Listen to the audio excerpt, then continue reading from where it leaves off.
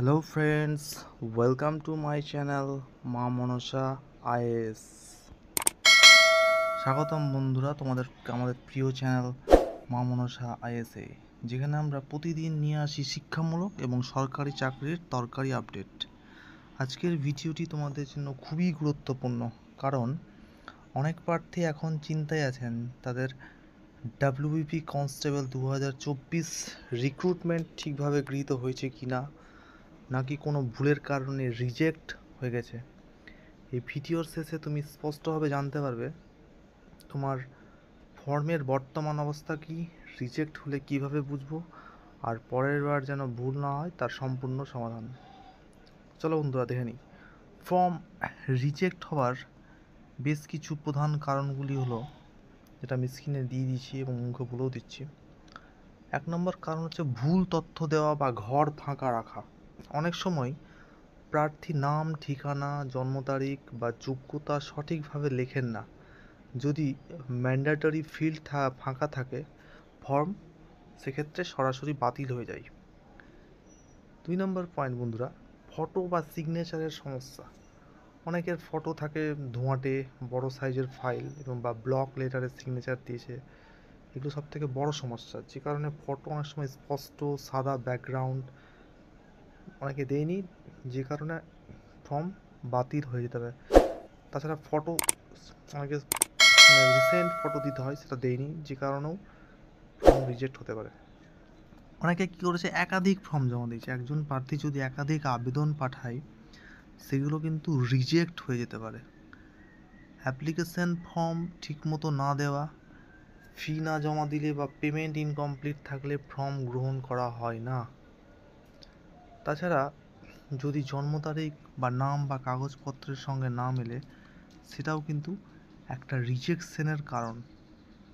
এই 5টা ভুল সবচেয়ে সাধারণ, তাই তোমরা যদি এগুলো ঠিক রাখো তাহলে ফর্ম রিজেক্ট হওয়ার সম্ভাবনা একেবারেই কম।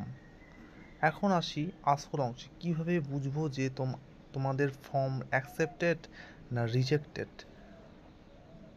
তো প্রথমে কী করবে বন্ধুরা, মোবাইল বা কম্পিউটার ব্রাউজারে যাও, prb.wp.gov.in অথবা wppolice.gov.in হোম পেজে দেখবে। এই ওয়েবসাইট থেকে গিয়ে একটা অপশান আছে যেখানে ক্যান্ডিডেট লগ ইন বা অ্যাপ্লিকেশান স্ট্যাটাস, সেখানে ক্লিক করবে এবং ক্লিক করে তোমরা তোমাদের মোবাইল নাম্বার, অ্যাপ্লিকেশান নাম্বার এবং জন্ম তারিখ দিলেই বা পাসওয়ার্ড দিলে লগ ইন করলে তোমরা স্ক্রিনে দেখতে পাবে তোমাদের অ্যাপ্লিকেশানটা এখন বর্তমানে কী পরিস্থিতিতে আছে।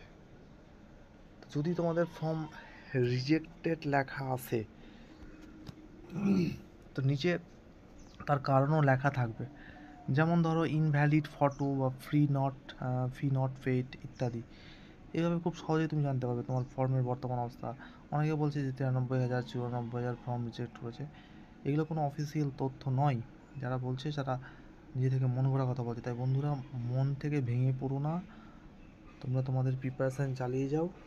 যদি ফর্ম রিজেক্ট হয় তখন পরে পুলিশ রিক্রুটমেন্ট বোর্ড তোমাদেরকে নোটিশ দিয়ে জানিয়ে দেবে।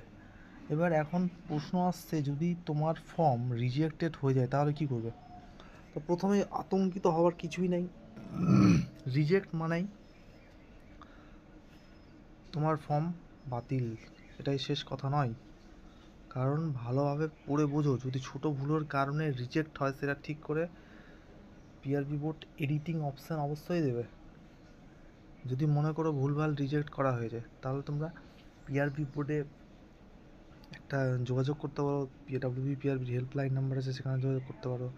বা তাছাড়া পিআরবির যে ইমেল আইডি আছে wbprb10@gmail.com, ওদেরকে তোমার অ্যাপ্লিকেশান নাম্বার দিয়ে লিখে জানাও সমস্যা কী হয়েছে। প্রয়োজনে প্রিন্ট আউট নিয়ে রাখো, যেন ভবিষ্যতে প্রুফ দেখাতে পারো। মনে রাখো, অফিসিয়াল নোটিফিকেশনে প্রায়ই লেখা থাকে যে defective incomplete application may be rejected. তাই পরের বার ফর্ম সাবমিট করার আগে প্রিভিউ করে ভালোভাবে দেখে নিও।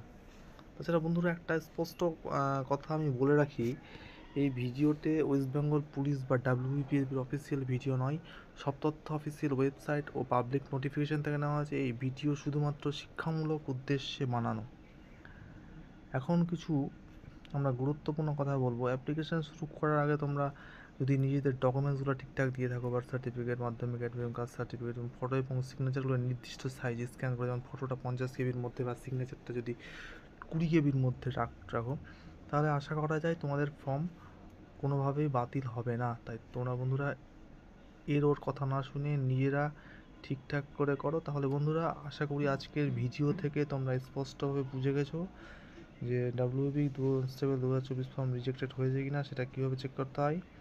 তো যদি ভিডিওটা তোমাদের কাজে লাগে তো একটা লাইক দাও, কমেন্ট করে জানাও তোমার ফর্ম অ্যাকসেপ্টেড না রিজেক্টেড। আর অবশ্যই চ্যানেলটাকে সাবস্ক্রাইব করে রাখো মা মনসা আইএএস, যাতে এমন তথ্যভিত্তিক ভিডিওর আপডেট তুমি সবার আগে পাও। ধন্যবাদ সবাইকে, ভালো থেকো, সুস্থ থেকো, জয় হিন্দ বন্ধুরা।